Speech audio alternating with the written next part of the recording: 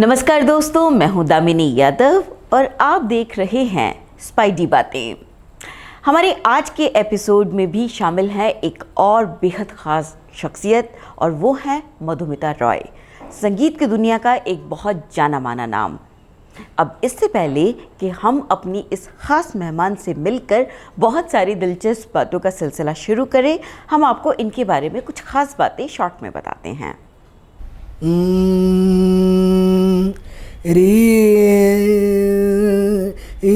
शास्त्रीय संगीत की दुनिया में मधुमिता रॉय का नाम एक बेहद सम्मानजनक स्थान रखता है।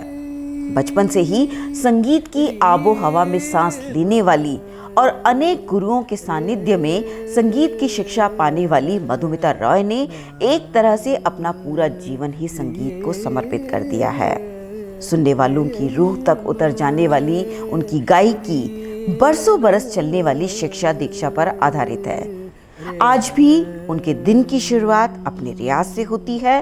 साथ ही मधुमिता रॉय पिछले काफी समय से सूफी संगीत और ऐसे कृष्ण भजनों पर गहन कार्य कर रही हैं जिनके बारे में कम ही लोग जानते हैं, जैसे कि बुल्ले शाह, अमीर खुसरो, कबीर और कृष्ण भक्ति के नाम का पर्याय बन चुकी मीरा। पेश है उनसे हुई खास मुलाकात के कुछ अंश।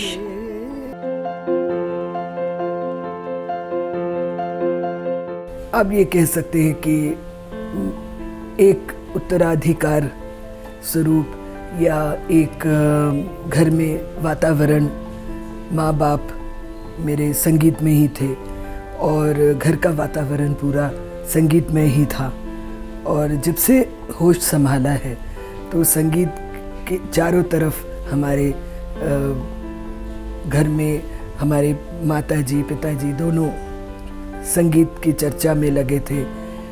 माताजी हमारी सितार बजाती थी और फादर, हालांकि हमारे फादर बहुत एक नामी स्टैम्प डिज़ाइनर हैं, लेकिन वो भी रियाज करते थे, वो भी क्लासिकल सीखे थे। तो वो एक बड़ा नेचुरल एक था, स्वाभाविक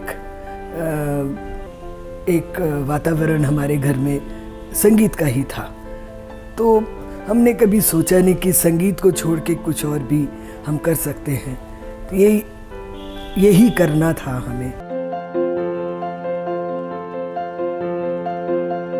हमारी माताजी का नाम है कल्याणी पकराशी और वो अन्नपूर्णा जी की शागिर्द थी और हम देखते थे बचपन से ही वो उनके पास जाके तालीम वगैरह ली थी। हम भी जब छोटे थे, मैं 4-5 साल की थी, उनके साथ कई बार गई हूँ उनके साथ। तो वो उन्होंने काफ़ी चर्चाएं की संगीत की और सितार में। तो ये बहुत बड़ी प्राप्ति थी मेरे लिए।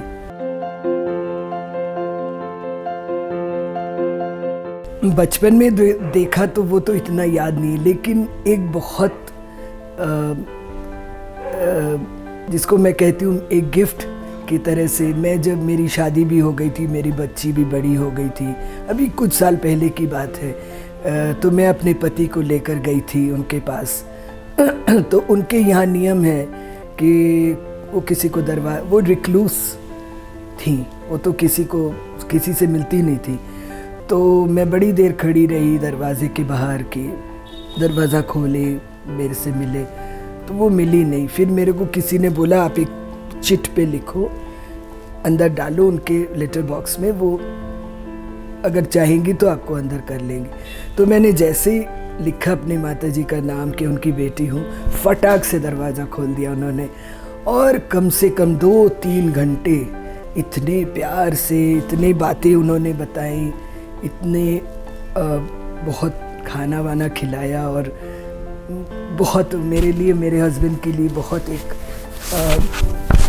जैसे हमें उपहार मिला हो कोई, तो वो एक बहुत बड़ी प्राप्ति थी हमारे लिए।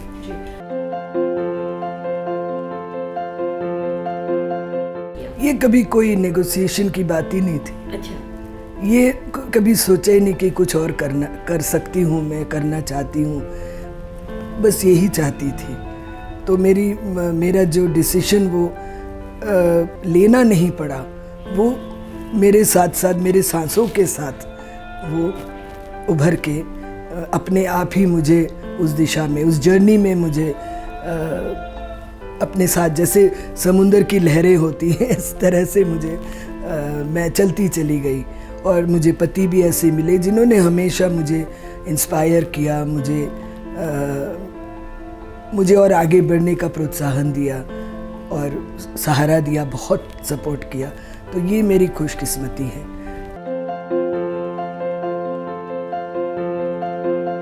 तो मैं गंधर्व महाविद्यालय में मैं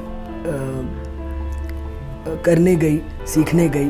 तो पहले तो हमारे विनय चंद्र मोदगल जी थे और पद्मा देवी मोदगल जी, उन्होंने हमें बहुत शुरुआत उन्होंने किया, उन्होंने बहुत प्रोत्साहन दिया मुझे। और उसके बाद ठकार जी आए। ठकार जी कम से कम 10 साल मैंने उनसे सीखा, और जब तक मेरी शादी भी हो चुकी थी फिर भी वो घर आते थे। उसके बाद Thakar ji passed away, he was not well, तबीयत उनकी बहुत ख़राब हो गई थी। उसके बाद मैं नैना देवी जी से मिली, और वो जो दिन था और आज का दिन है, वो एक जैसे माँ होती है या नर्चरर होती है, उन्होंने मुझे अपने जैसे शरण में ले लिया कहते हैं, और मुझे संगीत में ठुमरी दादरा तालीम उन्होंने मुझे दी। लेकिन उसके साथ साथ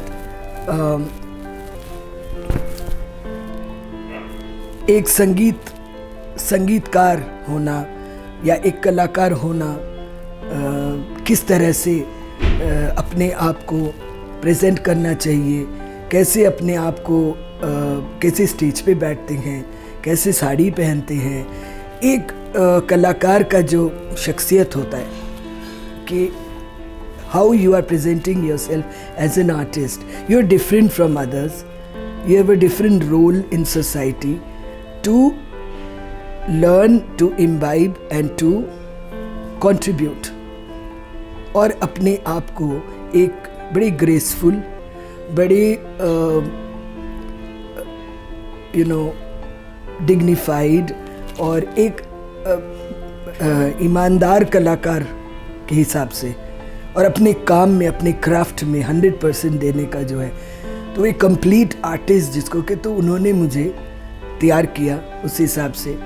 और उन्होंने ही मुझे, रामपुर घराने के कलाकार थे उस्ताद गुलाम तकी खां साहब, गुलाम हुसैन खां साहब, ये लोग जो मुश्ताक हुसैन खां साहब के बेटे थे, उस घराने में उन्होंने मुझे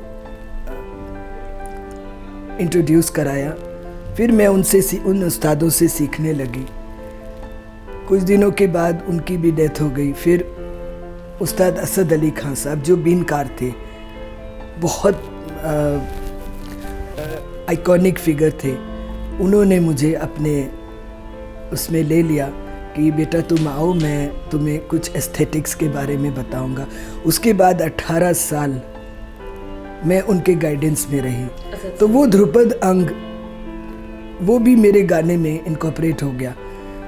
तो और रिचनेस आ गई, और स्वरों का जो बढ़त, रागों की बढ़त, स्वरों की शुद्धता, जो ध्रुपद का जो खास बात है ध्रुपद में, वो भी मेरे गायकी में आ गई।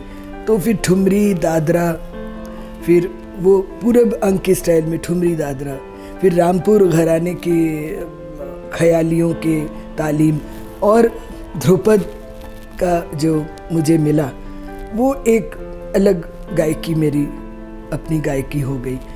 तो बस उसके बाद से तो मैं हमेशा सीखना चाहती हूँ। मैं बहुत लोगों से सीखती हूँ, सीखा है बहुत लोगों से, छोटों से, बड़ों से, सबसे। जब भी मौका मिलता है, आज भी मैं कोशिश करती हूँ कि कुछ, क्योंकि एक कलाकार जिंदा तभी रहता है कि जब वो सीखता रहता है। और जो सीखना बंद हो जाता है तो फिर वो उसकी कला जीवित नहीं रह सकती। ये एक बहुत अनोखी कहानी है और बहुत ही मैं बड़ी खुशकिस्मत हूँ कि ऐसे जो बनारस के संकट मोचन के महंत थे, महंत जी, हम उनको प्रोफेसर वीरभद्र मिश्रा, जो संकट मोचन मंदिर के महंत जी थे, वो बहुत एक हनुमान जयंती करते हैं हर साल संकट मोचन महोत्सव करके। तो उसमें मैं जाया करती थी बनारस। तब मैं बहुत छोटी, मतलब I must have been just crossed 18-19 years old। तो उन्होंने मुझे स्पॉट किया उस टाइम कि तुम एक डांसर के साथ गाते देखा था। उन्होंने कहा कि तुम डांसर के साथ कभी मत गाना, क्योंकि तुम एक सोलो आर्टिस्ट बनने की क्षमता रखती हो, तो डांसर के साथ नहीं गाना, तुम सोलो गाना। तो उन्होंने मुझे BHU का 50th एनिवर्सरी था, उसमें उन्होंने मुझे इनवाइट किया और उन्होंने बोला कि तुम गाओ। मुझे अभी भी याद है, मुझे 500 रुपये का चेक मिला था और उन्होंने मुझे टिकट वगैरह भेजा था।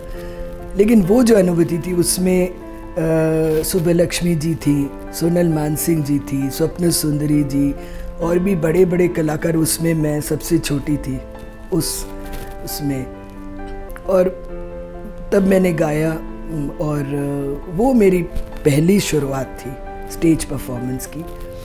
और उसके बाद फिर जब मैं नैना जी के पास गई, तब तक मैं थोड़ा बहुत गाती थी इधर उधर स्टेज में।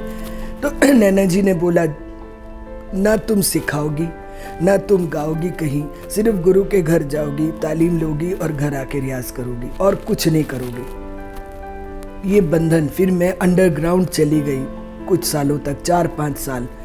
मैं ना कहीं गाना सिखाती थी ना कहीं, बस मेरे हस्बैंड मुझे ले जाते थे ओखला में, जो वो है ना, हाँ जामिया के पास गुरु वहाँ रहते थे उस्ताद जी, वहाँ जाती थी। घर आके सारा घर का काम करके रात को रियाज करती थी। तो ये एक ज़िंदगी का एक और स्टेज था जब सिर्फ रियाज और तालीम, और इसको छोड़ के कुछ नहीं जानती थी। तो उसके बाद फिर उन्होंने परमिशन नहीं दी। फिर उन्होंने खुद मुझे, जब उन्हें लगा कि मैं तैयार हूँ, तब उन्होंने खुद मुझे प्रेजेंट किया, नैना देवी जी ने। और IIC में उन्होंने मेरा एक बहुत बड़ा प्रोग्राम कराया, जब सारे दिल्ली के कलाकारों को उन्होंने बुलाया और सबके सामने उन्होंने बोला कि मेरी स्टूडेंट है मधुमिता, देखिए कैसे गा रही है। तो ये सारी उपलब्धियाँ, ये एक बहुत नायाब है एक कलाकार की लाइफ में। मैं बहुत खुशकिस्मत हूँ कि ऐसे लोग मुझे मिले जो मुझे आगे बढ़ाए। उन्होंने खूब प्रशासन भी किया उन्होंने मेरे प्रति, बहुत सख्ती भी करी, बहुत गालियाँ भी खाई मैंने। लेकिन आज मैं ये सोचती हूँ कि ये न होते तो मैं ना होती अभी।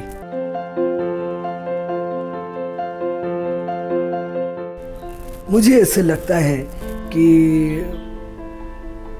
मैं किसी की निंदा नहीं करना चाहती हूँ, लेकिन जो माहौल है कि इंस्टेंट ग्रेटिफिकेशन का माहौल है कि मुझे ये मैंने दिया और मुझे अभी चाहिए उसका रिज़ल्ट, तो ये नहीं हो सकता। जैसे प्रेशर कुक्ड बिरयानी और दम की बिरयानी, इसमें बहुत फ़र्क है। डालडा में और देसी घी में बहुत फ़र्क है। तो वही फ़र्क है कि आप धीरे धीरे कहते न देर आए दुरुस्त आए। तो आप धीरे धीरे जो बढ़ेंगे आगे, आपकी जो ग्रोथ होगी ना, वो उतनी पुख्ता और उतनी डेप्थ वाली होगी। और अगर आप जल्दी करेंगे तो कहीं ना कहीं वो आप में वो डेप्थ ने गहराई नहीं आ सकती, क्योंकि आपकी जो जीवन की उपलब्धियां हैं उसी के द्वारा आप संगीत में वो डेप्थ डाल सकते हो। जब आपने यही नहीं महसूस किया कि जीवन में क्या है, क्या चीज़ें आपने महसूस की, तो वो नहीं, क्योंकि ये तो सेल्फ एक्सप्रेशन है ना। आप अंदर से क्या हैं, अंदर से क्या सोचती हैं, आपकी विचार कैसे हैं, तो वो जब तक आपने खुद नहीं महसूस की इन चीज़ों को, तो वो आप देंगी क्या। तो यही फ़र्क है।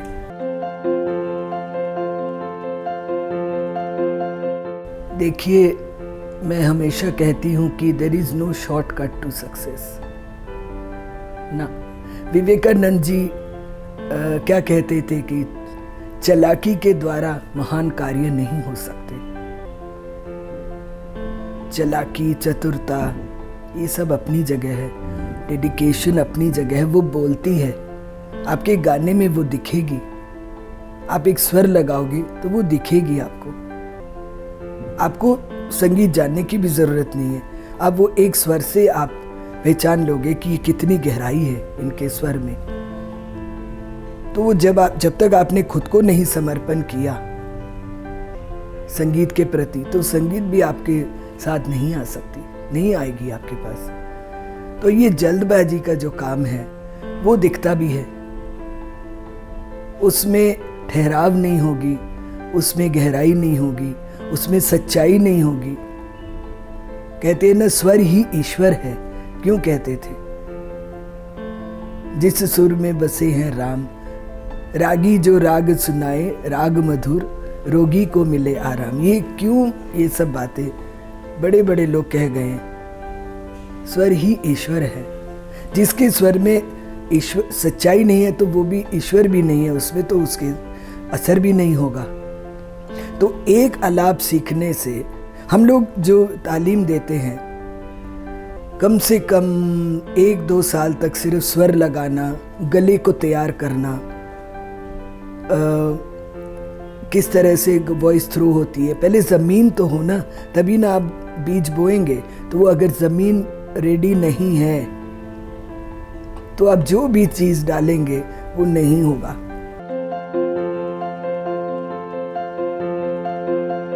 मैं अभी तो पैंडेमिक की वजह से शोज़ वगैरह नहीं हो रहे थे, ऑनलाइन मैं कॉन्सर्ट अभी तक तो नहीं किया है, और बस अपना क्लास चलती है ऑनलाइन, और रियाज होता है घर में, तबले वाले आते हैं, और कुछ कंपोजिंग का काम कर रहे हैं, कुछ बहुत गहरी चिंतन का काम। इस वक्त मैंने बहुत कुछ अपने आप को सिखाया, मैं अनुभव किया, अपनी पुरानी चीज़ों को दोबारा सोचने का मौका मिला, और मंथन, चिंतन, ये सब तो ये पैंडेमिक में ये एक अच्छी बात ये हो गई कि अपने आप को बहुत कुछ मैंने इंट्रोस्पेक्ट किया इसके ऊपर। Thank you so much. तो ये थी मधुमिता राय जी से हमारी आज की खास मुलाकात। सुरबहार की सिरमौर अन्नपूर्णा जी जैसी शख्सियत का साया, घंटों रियाज करना, 18 साल तक सिर्फ सीखने को समर्पित रहना, क्या जज्बा था इन लोगों में, जो आज भी हम नए लोगों को कितना प्रेरित करता है।